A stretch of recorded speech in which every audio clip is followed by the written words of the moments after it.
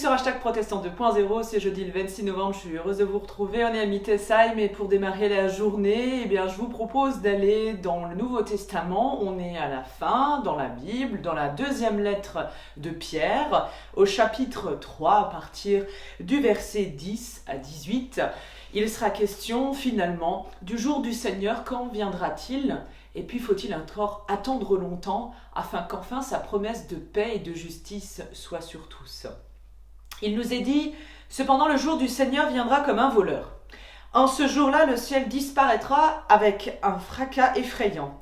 Les corps célestes seront détruits par le feu, la terre avec tout ce qu'elle contient cessera d'exister. Puisque tout va disparaître de cette façon, comprenez bien ce que vous devez faire. Il faut que votre conduite soit sainte et marquée par l'attachement à Dieu. Vous devez attendre le jour de Dieu en faisant tous vos efforts pour qu'il puisse venir bientôt. Ce sera le jour où le ciel sera détruit par le feu et où les corps célestes se fondront dans la chaleur des flammes. Mais Dieu a promis un nouveau ciel et une nouvelle terre où la justice habitera. Et voilà ce que nous attendons.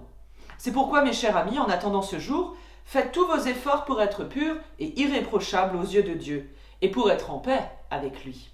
Considérez que la patience de notre Seigneur vous offre l'occasion d'être sauvés, ainsi que notre cher frère Paul vous l'a écrit avec la sagesse que Dieu lui a donnée. C'est ce qu'il a écrit dans toutes les lettres où il parle de ce sujet. Il s'y trouve des passages difficiles à comprendre, des gens ignorants et instables en déforment le sens, comme ils le font d'ailleurs avec d'autres parties des Écritures. Ils causent ainsi leur propre ruine. Quant à vous, mes bien chers amis, vous êtes maintenant avertis, prenez donc garde, ne vous laissez pas égarer par les erreurs des gens sans scrupules, et n'allez pas perdre la position solide qui est la vôtre. Mais continuez à progresser dans la solidité et la grâce, et la connaissance de notre Seigneur et Sauveur Jésus-Christ. À lui soit la gloire maintenant et pour toujours. Amen. Alors, le jour du Seigneur, quand sera-t-il ? Plusieurs textes bibliques nous parlent toujours de ce jour, ou bien, on l'a souvent entendu comme étant le jour du jugement ultime, comme un jour qui viendrait justement par surprise. Il nous faut veiller pour attendre la réalisation de cette fameuse promesse que les chrétiens doivent justement savoir que le temps de Dieu n'est pas comme le leur. Ainsi, nous dit-il, le jour du Seigneur inaugure un nouveau ciel, une nouvelle terre, une toute nouvelle création. Et on peut le dire, au-delà des figures telles que les cataclysmes, il y a cette promesse qui est faite de paix, de bonheur et de justice. Mais c'est pour quand le bonheur ? C'est pour quand la justice et la paix ? Nous qui vivons en ce moment des temps incertains, comme ces chrétiens qui attendaient enfin cette délivrance du Seigneur. On peut se dire qu'à l'époque déjà, on avait connaissance en tout cas des innombrables lettres que Paul avait rédigées. D'ailleurs, la deuxième lettre de Pierre n'a pas été écrite par Pierre, elle a été écrite, semble-t-il, par un de ses disciples de Pierre qui a eu qui a eu connaissance de la vie de l'apôtre Pierre, et donc lui-même avait connaissance de la vie de l'apôtre Paul et de ses lettres, qui était donc un enseignement sûr, solide, mais vraiment pas accessible à tous. Et donc il dit, dans les communautés chrétiennes à l'époque, il est question déjà d'essayer de garder la foi, malgré les doutes, malgré le fait que le temps de Dieu n'arrive pas encore. On commençait à s'en lasser, on commençait à se demander est-ce que ça arriverait un jour. Et donc, l'apôtre Paul nous dit, tenez bon. Paul avait, vous le savez, cette réputation d'un auteur difficile à comprendre, mais il faisait autorité par son enseignement, qui était cohérent.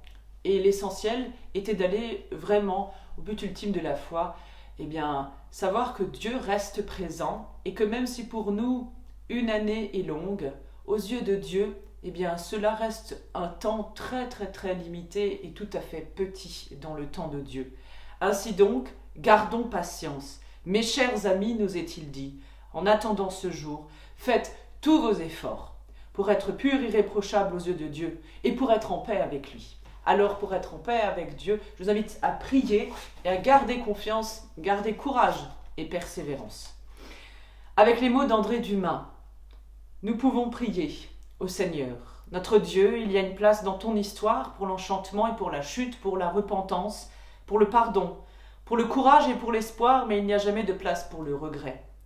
Tu es ce Dieu qui s'est débrouillé pour que les 11 frères de Joseph n'aient jamais regretté d'avoir livré leurs frères à la captivité de l'Égypte, et pour que les 12 disciples de Jésus, ton fils, n'aient jamais regretté d'avoir livré leur Seigneur à la solitude de la passion, à l'abandon de la croix. Seigneur, tu es historiquement et symboliquement, vitalement, souverainement le Dieu qui se débrouille pour convertir le mal. Qui reste le mal dans le bien que nous pensions impossible. Tu as tout à fait décidé de faire avec la désolation, le désarroi et l'impossible surprise. Tu n'as rien à faire avec le regret. Alors apprends-nous, notre Dieu, à ne jamais rien regretter de ce qui est arrivé à nos vies, ni le bien ni le mal, comme le chantait Édith Piaf, la caotante et la tambourinaire. Apprends-nous, Seigneur, à ne rien regretter de ce que nous sommes, même quand nous avons du mal avec nous-mêmes. Oui, apprends-nous à ne rien regretter de nos bêtises et de nos folies humaines, même quand nous en avons plus souffert que nous le supposions. Apprends-nous à ne rien regretter des insuffisances de l'Église, ni de tous les scandales du monde, même quand leur gifle a griffé notre visage. Apprends-nous à ne rien regretter des paradis clos et perdus, même quand nous fantasmons leur jardin secret. Oui, apprends-nous à détourner notre visage de tout regret, comme toi tu détournes ton visage du péché des hommes, et tu rends libre par ta bonne faveur. Ô Dieu, comment oserions-nous t'appeler encore l'espérance si nous installions le regret comme faux Dieu à ta place? Amen. Sur ces paroles qui nous invitent à aller de l'avant, je vous dis à demain sur Protestant 2.0 avec la méditation justement du matin, la prière. On se donne rendez-vous dimanche matin en méditation vidéo à 11h avec la prédication et le soutien dans la foi d'une collègue de notre union d'église. D'ici là, portez-vous bien, prenez bien soin de vous et surtout ne regrettez rien, aujourd'hui est déjà un jour nouveau.